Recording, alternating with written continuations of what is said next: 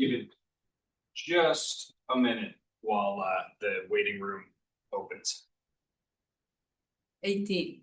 So, well, we'll see if we have a question and then please. Yeah. Yep.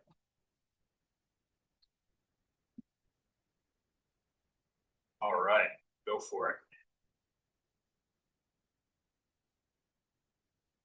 Ready? Okay, good afternoon, everyone, and welcome. I'm Angela Pachon, the Special Advisor for the Kleinman Center, and I'll be moderating this conversation today. So when I first invited Javier to join my class as a guest speaker last summer, I never, ever imagined that just a few months later, we'd be living through such a rapid succession of developments, reshaping global geopolitics and with it, the oil market. So Javier has graciously agreed to speak with my students, and given how timely and consequential this topic has become, we decided to broadcast today's session from the classroom at the University of Pennsylvania. So I know many of you joining today are already familiar with Javier's work, like I am, and regularly follow his Bloomberg opinion columns. For those hearing him for the first time, Javier is an energy columnist at Bloomberg Opinion, based in London, and the co-author of the best-selling book, The War for Sale, which offers an inside look at commodity trading industry. He has reported more than 75 countries on oil and natural resources, and with prior roles at Spain Expansión, the Financial Times, and Bloomberg News. His columns are syndicated globally, and he's a frequent voice on radio and television. He's a native from Spain and a graduate from the Universidad de Navarra. Today, Javier will help us make sense of the current oil landscape, where supply, demand, OPEC plus strategies, sanctions enforcement, and shipping and shadow fleet dynamics intersect. And also on what recent US policies has meant for actors across the energy sectors. And yes, by the end, we'll also return to the big question at the heart of this work. Is the war really for sale? So Javier will start by sharing his view of the oil market, and then we'll open the floor for Q&A. We are in the classroom, students have the priority, but please put your questions in the chat and I will pass them to Javier. Javier, it's a privilege to have you with us today. The floor is yours. Thank you so much, Angela, and thank you for the University of Pennsylvania for having me today. It is my pleasure to be here speaking. I'm going to try to talk for about 20 minutes or so. I have some slides. I'm going to try not to be too boring. And I think that what we will do is try to have as much time at the end as we can to have a Q&A. And as Angela said, let's try to prioritize the students and the faculty, but I'm happy to take questions from anyone. And you are right, as I don't think that you and I, when we were thinking first about, what was it, about 6-7 months ago, about this lecture, that we were going to be on the current situation, and particularly what a start of the year. I mean, I remember very well on the first, what was it, the 3rd of January, I was in my native Spain, and we live up in the mountains, or my parents live up in the mountains. I was up very early. It was about 6 o'clock in the morning European time, and I was preparing to go skiing on the slopes when my dad just emerged with his mobile phone and says, "I think that the United States is bombing Venezuela." And I thought he was kidding me. And no, he was not right. Of course, my ski day just was canceled, and I spent the whole day just looking at the impact of what was likely to be the impact on the oil market. So let me get some slides going, and let me see if this works. Sorry, you will mind that after all of this time, I have mastered. Yeah, I think that that's working. So let me just go to the first slide. Yeah, there you are. Okay.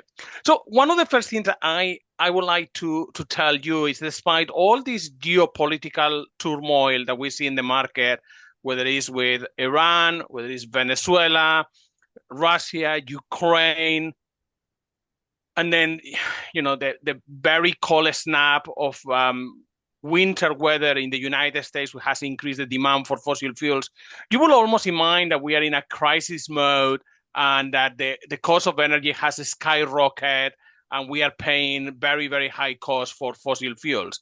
And it was true if you look very narrowly for a few days during the storm in the US when gas prices went up quite a lot.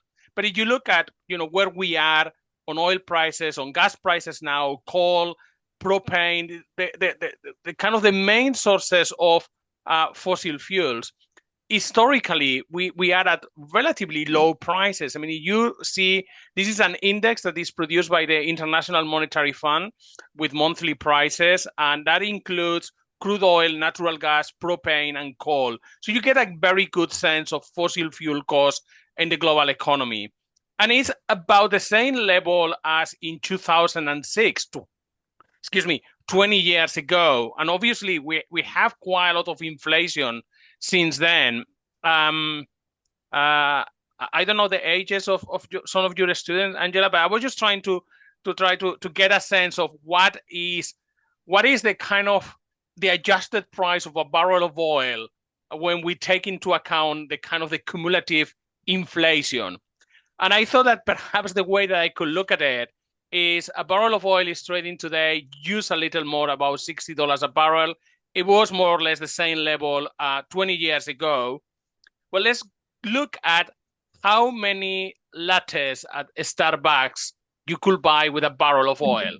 And, you know, I have to do a bit of Google and just reach out my memory of what my Starbucks was 20 years ago here in the UK. But my best kind of estimation, and this is a bit of back of the envelope math, is that in 2006, a barrel of oil at $60 a barrel bought you about 20 lattes on a Starbucks, which for me is about a week of consumption. I drink way too much coffee.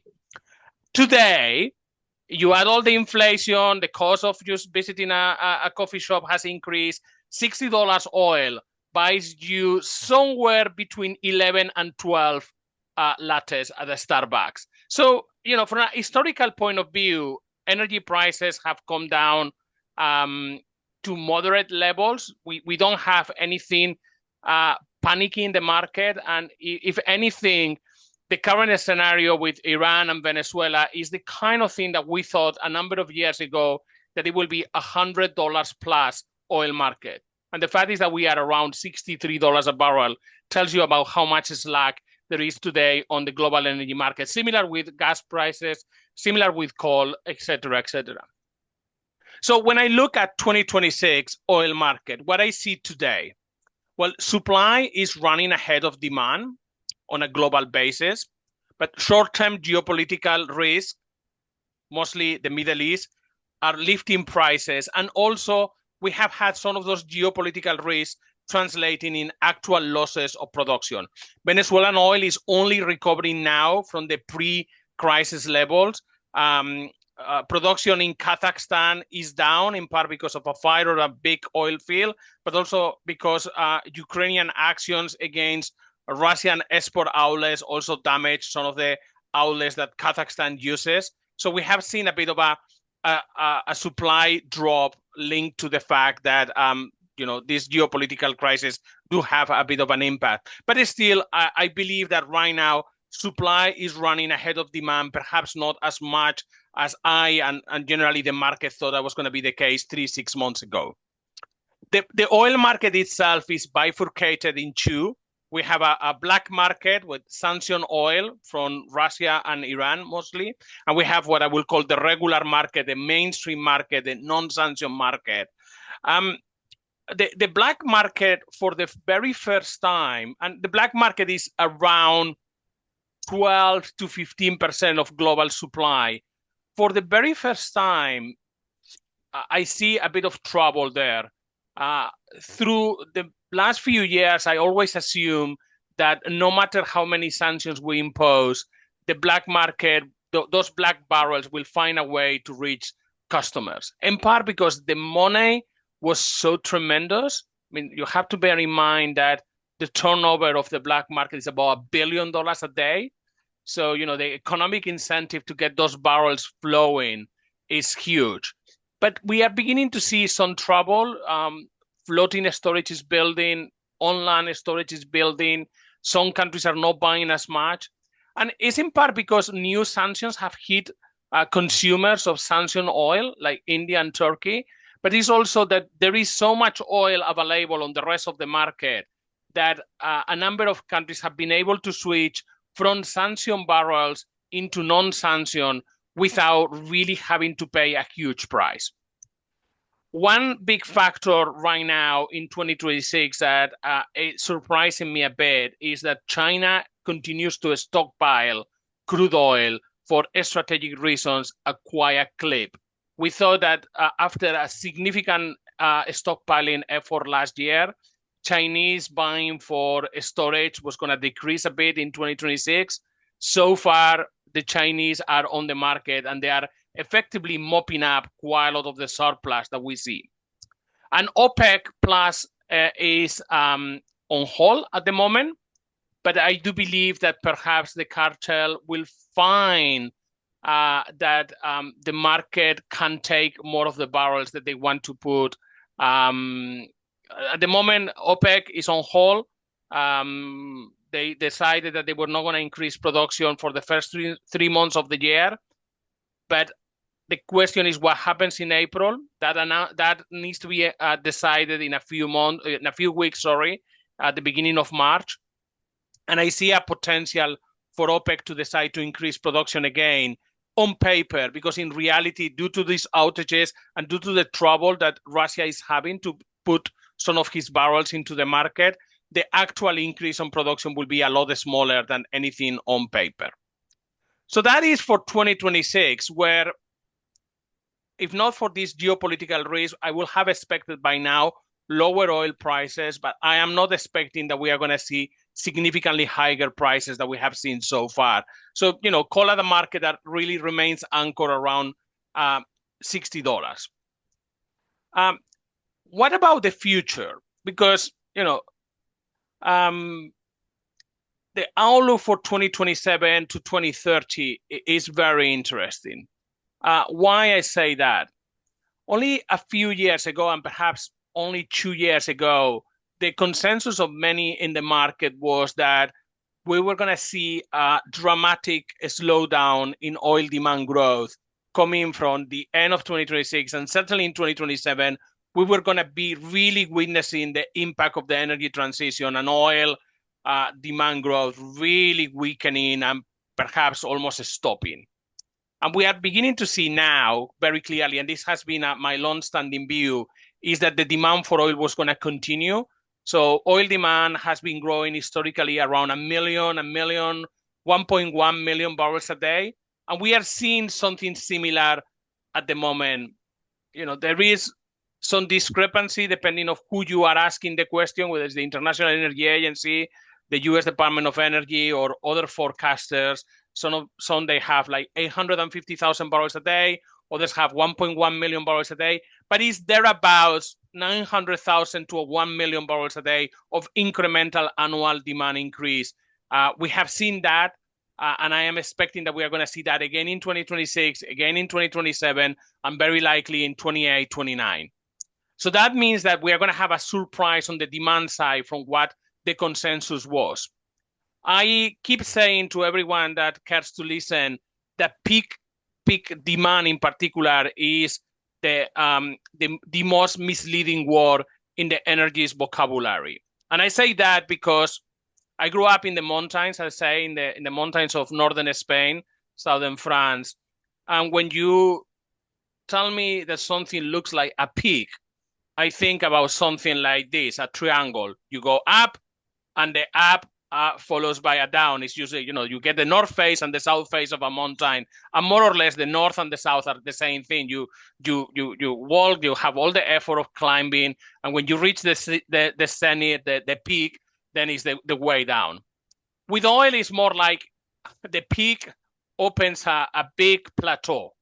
And I don't think that people, when we talk about peak demand, I don't think that people expect that we peak and we stay there, and we may stay there for a number of years. I think that the expectation was we peak and very rapidly we decline. I don't think that that's going to happen. If the demand continues to increase, where is that supply going to be coming from? Because in the past, we have relied a lot of the incremental supply from the United States, but that may not be the case anymore. We may still see a bit of increase in supply from the US, from the shale industry, but it's not going to be similar pace as we have seen in the last few years. So that could be more oil coming from places like Brazil, from Guyana, perhaps from Canada, perhaps for new sources of oil like Uganda, etc., perhaps from Venezuela. But there is not an easy answer to the question where the oil is going to be, where the incremental oil is going to be coming from. In the past, that question have a very easy answer. If anyone has asked me a couple of years ago, where is the incremental oil going to be coming from, I will have said Texas and New Mexico. That's it. More than enough for everything. For 2027, 2028, the answer to that question is not as simple as Texas and New Mexico anymore. However, beware of the narrative of the supply gap. We have been in the past, we have here in the past that it was a supply gap, that we didn't have enough oil to meet the demand. And every time the market and the industry have found a solution.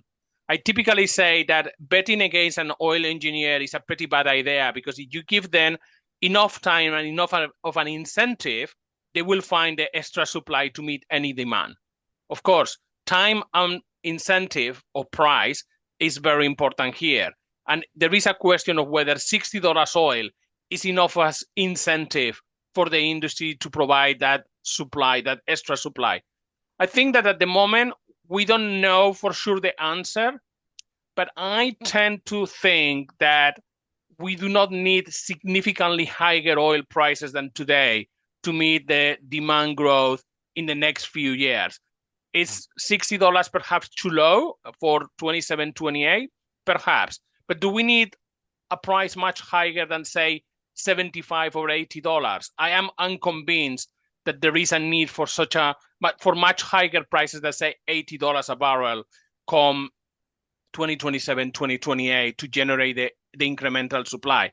And if that's the case, and considering all the amount of inflation that we have seen in the last few years, $80 again, it is not such a high price, and I think it's something that the global economy can tolerate quite well.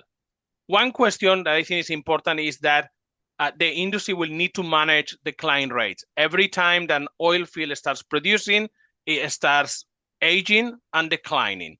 Decline rates are difficult to calculate, but probably every year we need to put the equivalent of probably Canada as new oil supply.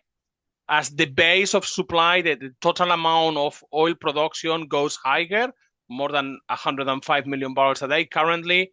The base means that the need to manage that decline rates becomes larger and more difficult. And I think that that's one question that we need to pay attention.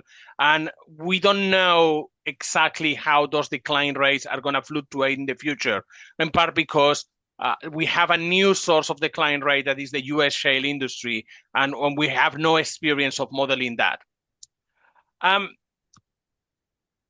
Let me put OPEC to the end and then just very quickly talk about geopolitics on 27, 2030. When we think about geopolitics, typically we think about supply shocks that mean higher oil prices. But we don't think about supply shocks that actually they are bearish. But geopolitical crisis can ultimately become bearish. An example could be Venezuela. If Venezuela gets more investment and starts increasing production, the geopolitical crisis of early January may turn over time into a bearish scenario. If by any chance Russia and Ukraine sign a peace deal, that could lift sanctions, and that could really become a new source of oil supply, freeing some of the Russian oil to reach the global oil market. Similar with Iran. So I'm not saying that all of this is going to happen, but I'm saying that it will be wrong to think that all the geopolitics are bullish. I think that put on balance over the next few months, we have a higher chance that the geopolitics for 2027 turn to be bearish rather than bullish. And then OPEC, OPEC Plus. How OPEC is going to manage a market that remains in surplus and perhaps is in surplus for a couple of more years and with low oil prices. And I think that what we are seeing is an acceptance that prices need to be lower than in the past by all the major countries in OPEC. They don't like it, but they have been accepting that. And I don't think that that's going to change on the foreseeable future. I do think that we will see OPEC continue to supply the market and accepting relatively lower prices that have been the norm in the last few years. And then let me briefly talk about the role of oil traders, of the independent commodity traders on this market. That's the subject of my book. Obviously, I like to talk about my book, but we can talk on the Q&A if anyone is interested. But there was a moment recently that really brought to me the role of the commodity traders. And it was this meeting at the White House with President Trump and a number of people from the oil industry. And President Trump gives the floor to every executive to introduce themselves and to talk about what they could do on Venezuela. And an executive from Vitol, which is the world's largest oil trader, say this, and I think that this is as verbatim, if I got the transcript right. We are here to ensure that you are going, and you means President Trump, you are going to be able to move all this oil around the world at the best price possible. So the influence you have over the Venezuelans will ensure that you get what you want. And to me, this was quite extraordinary because here we have an oil trader effectively getting involved in what I think is politics. I mean, he's just saying, Mr. President, we are here to help White House policy, how we can move the oil so it benefits what you want to achieve. And this has been how oil traders have behaved in the past. I mean, like one day, as today, Vitol is helping President Trump and Venezuela, but they have helped many others, and perhaps not as much as in line with U.S. foreign policy. For example, Vitol helped Fidel Castro to secure oil supplies for Cuba via a sugar for oil barter in the 1990s. It's the same company that helped Saddam Hussein to bypass UN sanctions on the sale of Iraqi oil in the late 1990s and early 2000s. And it's also the same company that extended a credit line of about $1 billion to the Libyan rebels to get fuel oil and diesel for Libya in exchange of some future payments on crude oil. And now they're helping President Trump on Venezuela. As you could see, the business of some of these commodity traders is always to operate in really the most difficult corners and not always align what U.S. policy or U.S. foreign policy is. And one time I asked a senior executive of the industry whether he thought that they could make more money with left-leaning governments or with right-wing governments. And he looked at me and say, Javier, I don't care if I do business with the red or with the blue, as long as we all agree that I get paid in green bills, meaning the dollar. And that's basically the motivation of the commodity traders. It has been a very profitable time for the commodity trading industry. This is the four largest commodity traders. Glencore, which trades across all different commodities. Vitol, which is specialized on energy. Cargill, which does mostly agricultural commodities, and Trafigura, which does energy and metals. As you could see, this is net income in billions of dollars. As you could see, the last few years during the energy crisis in Europe, the invasion of Ukraine were spectacular for the industry. Probably the number in 2025, we don't have yet annual numbers for the whole industry. Probably it's going to come down a bit from 2024 levels, but it's just going to remain thereabouts in terms of profitability. As you see, it's a business that very few people recognize. I bet that everyone who was watching the broadcast from the White House knew who Exxon or Chevron or some of the big US shale producers were on that room and talking to President Trump. I bet that very few people knew what Vitol or Trafigura were and what they were doing in the room. And in some cases, the profits of some of those companies are larger than some of the American oil companies. And they are playing a big role in the current geopolitical upheaval of the oil market, in moving some of the oil, and in this case, helping US foreign policy. But we have seen, as I said, in the past that has not been always the case. It is a sector that is barely regulated. It's physical movement of oil. When central banks, when financial institutions like the International Monetary Fund have taken a look at the industry, they have found that, you hear central bank officials talking about an industry that has largely escaped regulatory scrutiny, that is particularly opaque, that they don't have any reporting requirements. Is one of the reasons that we know very little about the commodity traders. And it's also a corner of the oil market that is quite dark, in the sense that in the past, it has been associated with wrongdoing. And we have seen a number of recent cases, particularly prosecuted by the US Justice Department, but also by UK, Brazilian, Swiss authorities, where a number of the largest commodity traders have admitted or plead guilty for significant crimes, in particular corruption, bribery, money laundering. And in some cases, in the sentencing, we have heard from judges to describe a culture of wrongdoing on the companies at the very top of them. So to me, it's a sector that requires more scrutiny, that it plays a huge role not only in oil, but across natural resources, and that unfortunately has got relatively little attention from academia. We have quite a lot of work about the workings of the financial market for oil and other commodities, but we have very little papers on the physical trade of commodities, and particularly on how the companies that they are doing that physical trade behave, what are the incentives, what is the regulation, and in some cases, almost like basic stuff like the history and the profitability of these companies is completely missing.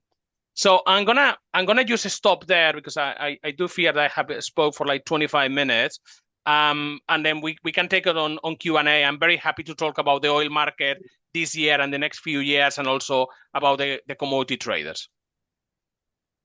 Okay, well, thank you, Javier. That was, it's very enlightening to see, the vision going forward. If there are questions here from the audience, I will take my privilege as a moderator and ask you about precisely what is going on in Venezuela, because from what your take, is there going to be demand for all this oil if they manage to bring all this oil to the market? First, is it a market for this? And the fact that Venezuela was a member of OPEC, and OPEC in some way used to regulate this oil market by limiting production.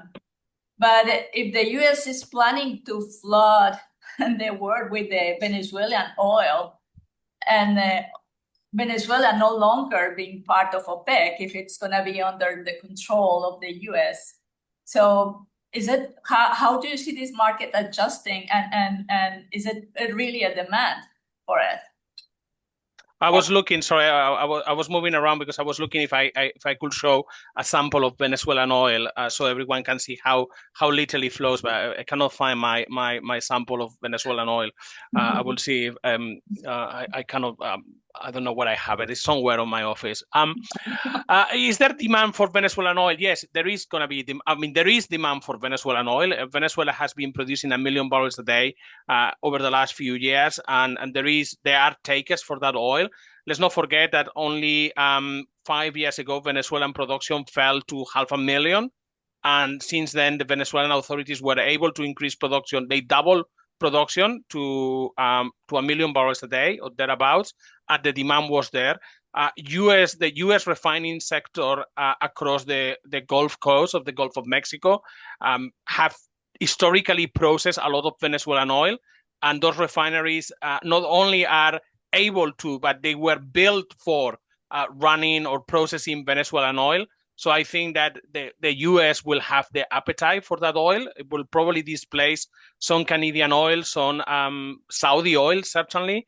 So I do think that there is appetite for Venezuelan oil, and there are a number of refineries in the world, in the United States, a few in Europe, particularly in Spain, certainly in India, and certainly in China, where they can run this crude oil with ease. And actually, we have been hearing executives from the American refining industry basically saying, yeah, we would love to run Venezuelan oil because it's very profitable for our refineries, because we build those refineries precisely to run Venezuelan oil. So that's fantastic for them.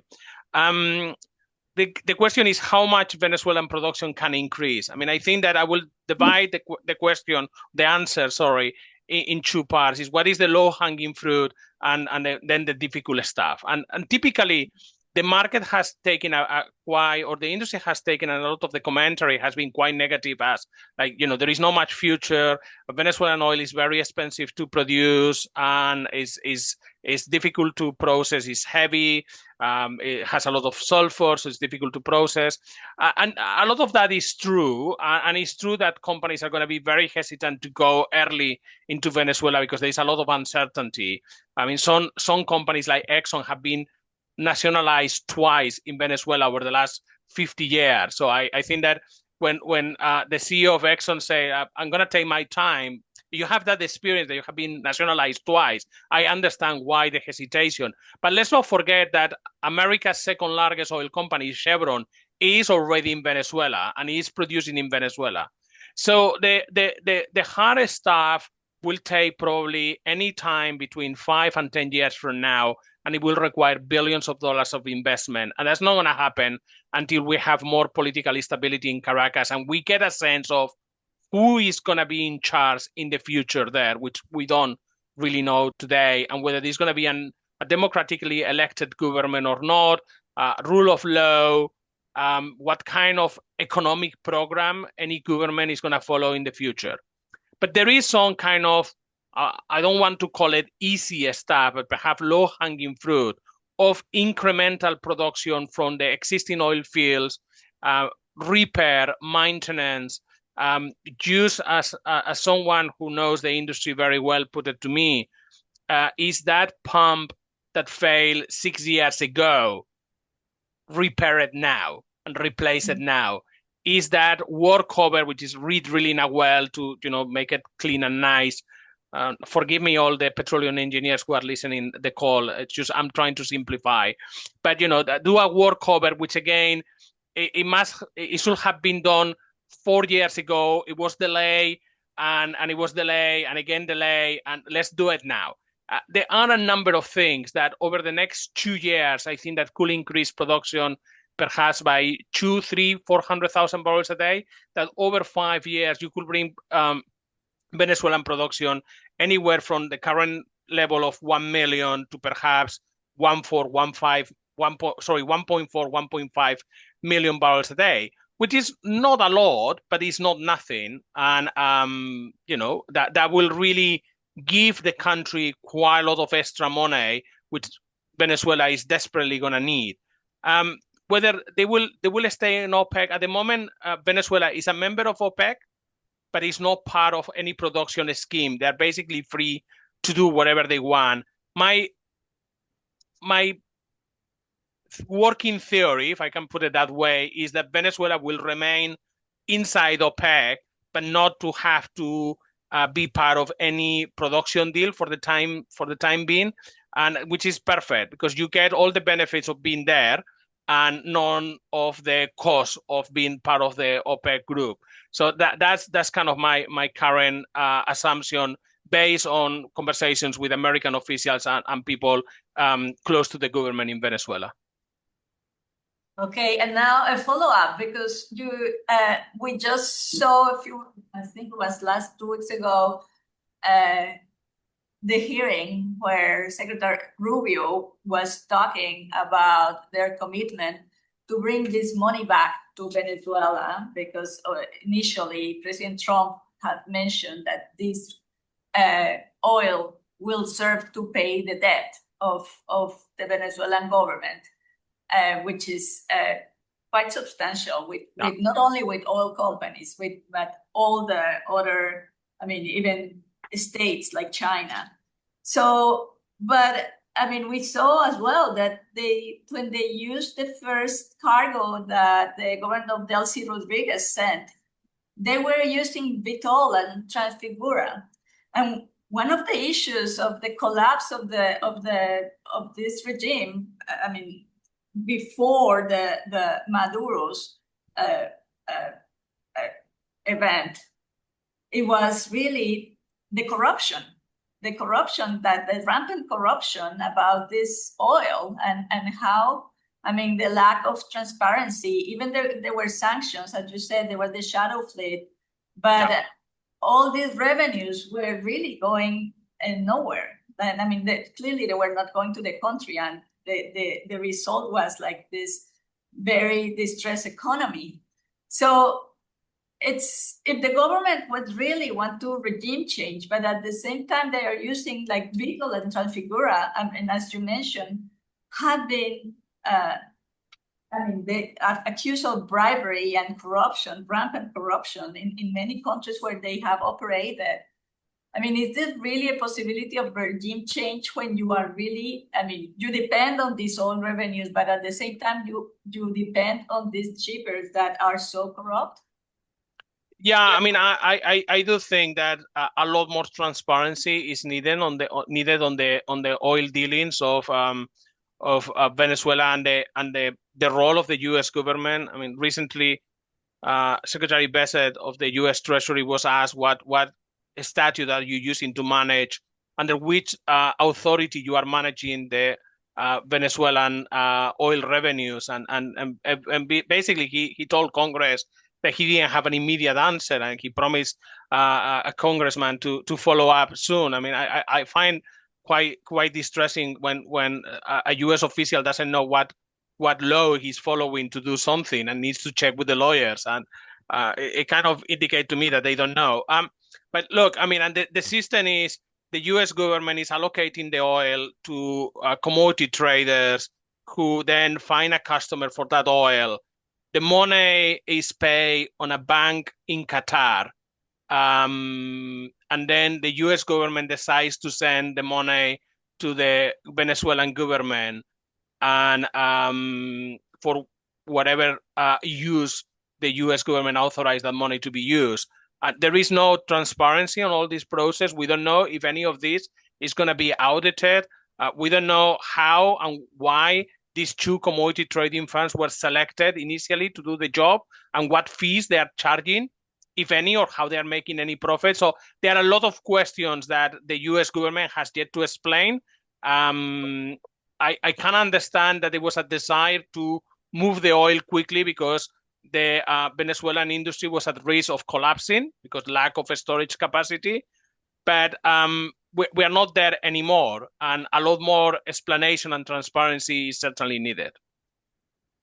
Yeah, which is going to be difficult, at least from the U.S. part, because when the Trump administration also got at the Foreign Corrupt Practices Unit of the Justice Department. So there is very, very little enforcement concerning corruption. Yeah, agree. So I have a question here from the audience, and it's about the shadow fleet and the black market.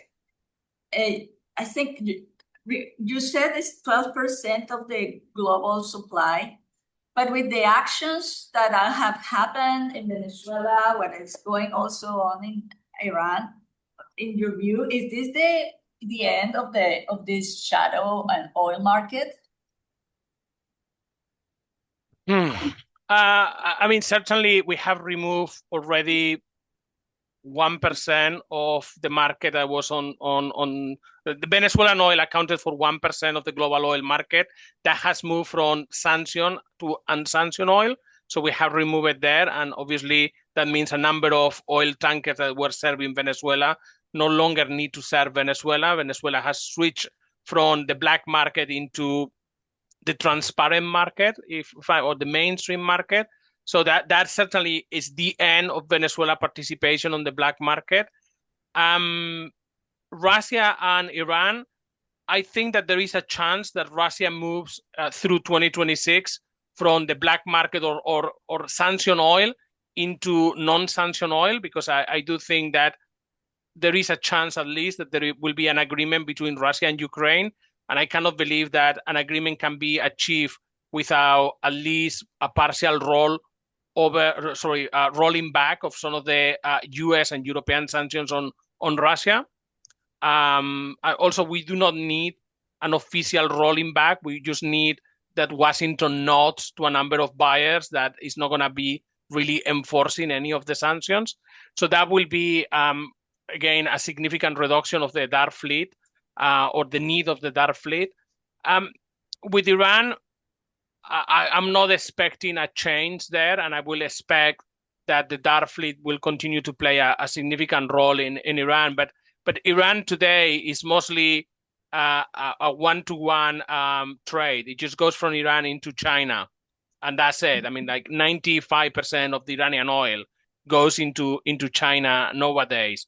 So the role of the dark fleet there is important, but it doesn't have really the same implications globally, because we know that all the barrels go to a single buyer or a single country, then multiple buyers on that single country, but it's just one single country. And I will expect that is going to continue for the time being. Okay. Any questions? Yeah, I do have one about, you mentioned, Javier, about moderate energy pricing seems to sort of be the trend that's continuing. So do you have a working theory then why would China stockpile and continue to do so? Yes, but it's a conspiracy theory question. I mean, it is really one that everyone is thinking, okay, so let's look at this. You have a country that is investing a lot in electric vehicles, where we think that oil demand in China is close to reaching a peak and probably will stabilize, perhaps decline a bit, but not a lot.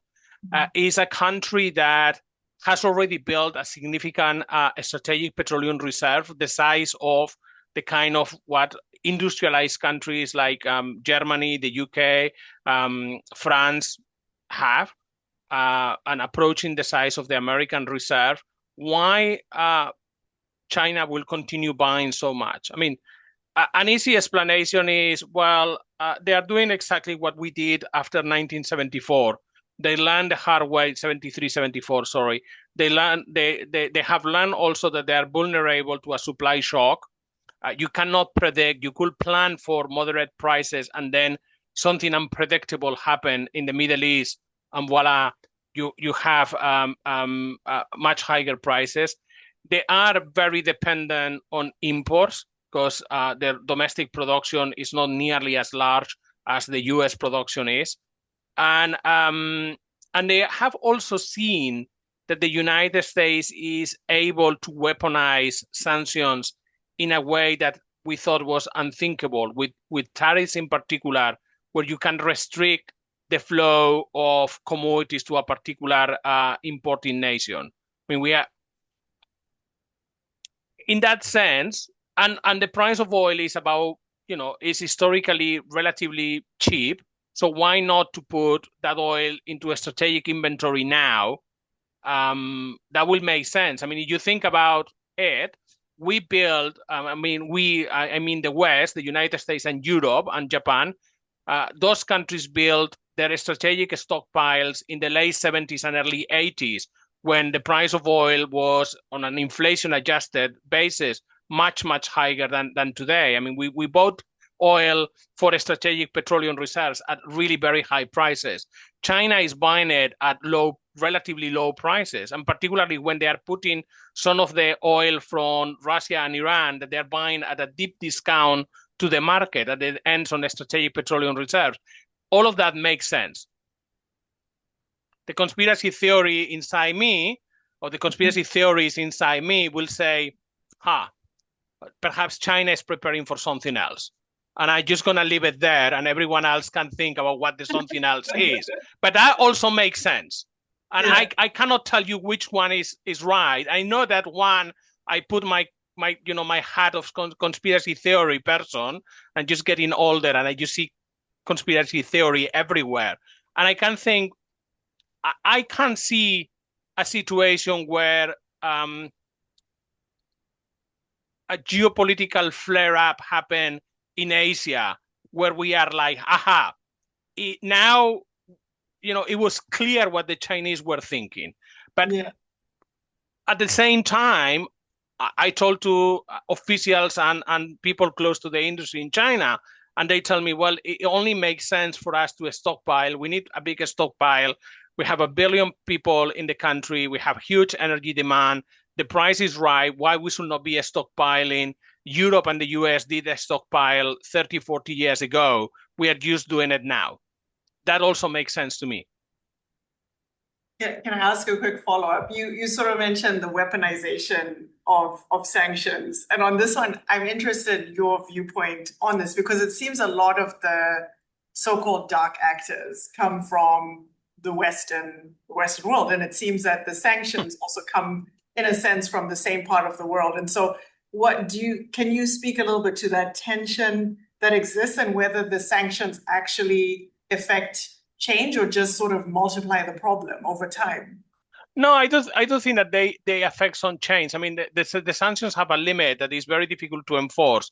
And the more you tighten the supply, the more the price of oil is going to go higher, and that just becomes also a domestic problem. So you can only really enforce sanctions when the oil market is very well supplied, and therefore you can impose a financial penalty on, say, Iran, without imposing a financial penalty on American drivers.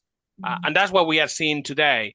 So the sanctions, the enforcement of the sanctions, every government, whether has been a Republican administration or a Democrat administration, talk very highly about the sanctions, but the enforcement is the key. And at times we have seen the Biden administration completely turning a blind eye on enforcement, and also the Trump administration at times, particularly in the first term, turning a blind eye on enforcement. It has to depend on what the price of gasoline is in America. You could kind of determine how hard the U.S. was going into enforcing the sanctions. What I mean on weaponization is that we are beginning to see, if you buy crude oil from this country, say India buys from Russia, we will impose tariffs on India. But that's a complete novelty system. Or what we are seeing today, I mean, Cuba is running extremely short of oil. They are really, really desperate for oil.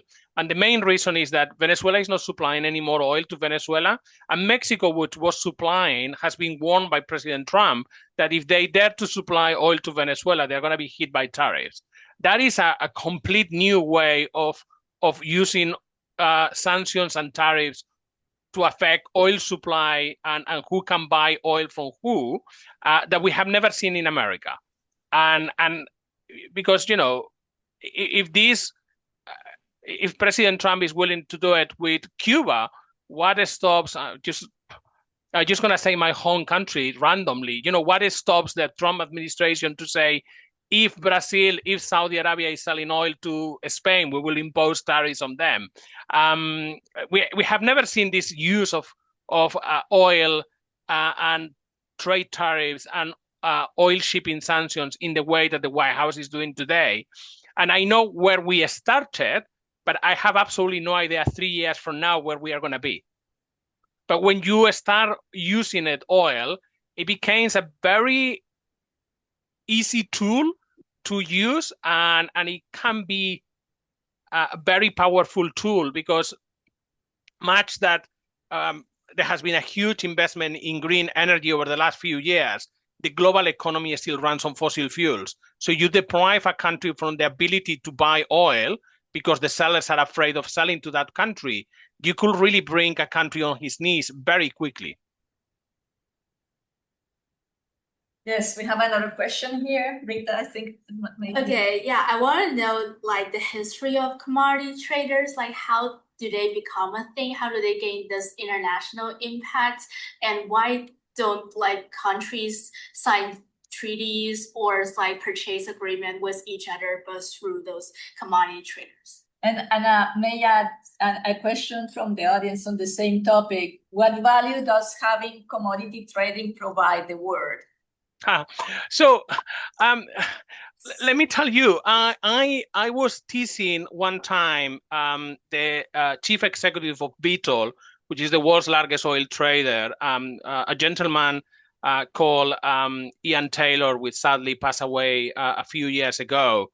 And I was saying to Ian, well, you don't know you don't do anything. You buy from one, sell to the other. You don't create anything. It's not like you created a new product or a new service. You are not someone who manufactures a car or provides a service that we want to use, like I don't know, Facebook or software.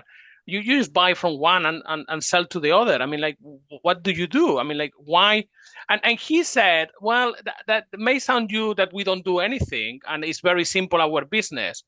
But we are in a capitalist society, and the market, if there is easy money to be made, the market takes care of that because very quickly every other competitor just jumps on that business and take away the money from you. Because if it's so simple what we do, everyone else will try to replicate our business, and then we will be out of business, or our margins will come down massively. And the truth is that all of these companies have survived many economic cycles and they continue to make very good money. So certainly they do something, that they do provide a service. And part of the service that they do, you could say, well, a lot of the service that they do is operate in corners of the world that no one else wants to operate. And that there is an element of truth on that. But they do also take a significant amount of risk out of the system into their own books, and obviously that risk taking needs to be they need to make a profit. They need to be remunerated for taking that risk. It is true that some of these commodity traders, for example, made a ton of money when Europe found itself very short of natural gas in 2022. But at the same time, a lot of these commodity traders have contracted a lot of natural gas that they didn't know whether there was going to be a market. And at times they lose money and they find themselves that they are not customers, or they bought too high and they have to sell too low. So they do perform a business, and I do think that there is a business and a societal need for the commodity traders to kind of lubricate that trade. That doesn't mean that some of these companies operate on corners of the world that perhaps I would not like, and that there is a lot of, historically, there has been a lot of wrongdoing in the industry, and that needs to be recognized, and regulators, governments, and law enforcement agencies need to be absolutely on top of it, just to avoid some of the bad examples. And on the first question of how this doesn't really work on a different way, I think that ultimately it just goes to what I was mentioning. You need someone.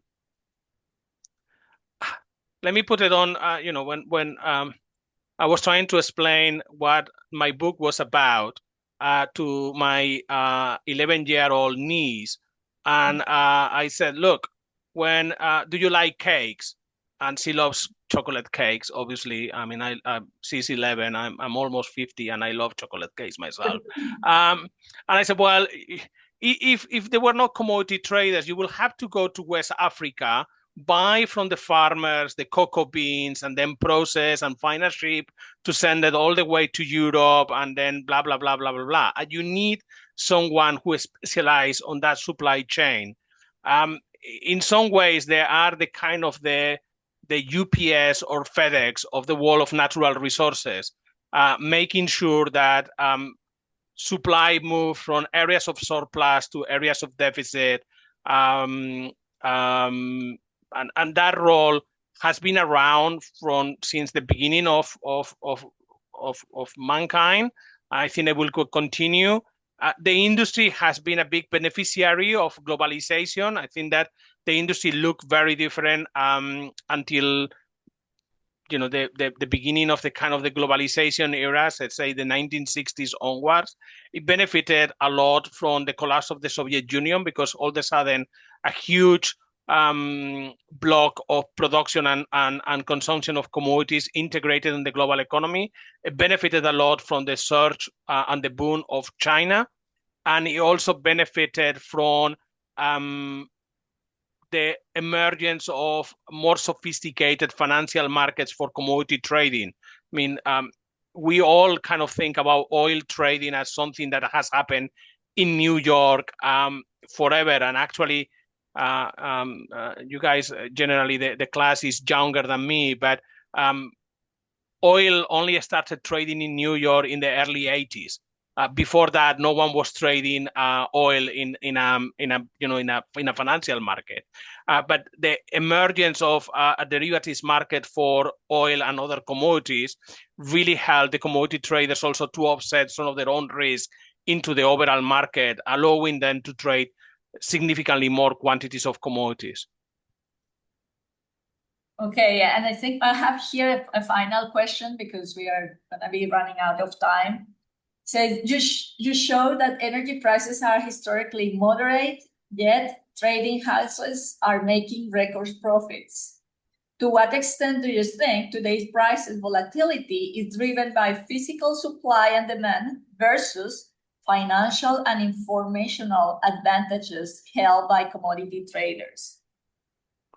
I think that, the information has been democratized a lot, and access to information is today easy for everyone. Some of the commodity traders, when Jack Farchi, my co-author, and myself, we were researching for the book, and we talked to some commodity traders in the late 80s and early 90s of age, and they were telling us how commodity trading was in, the 50s and 60s. And one of the things that we kind of discovered with a bit of surprise was that even the price was information that only the commodity traders have.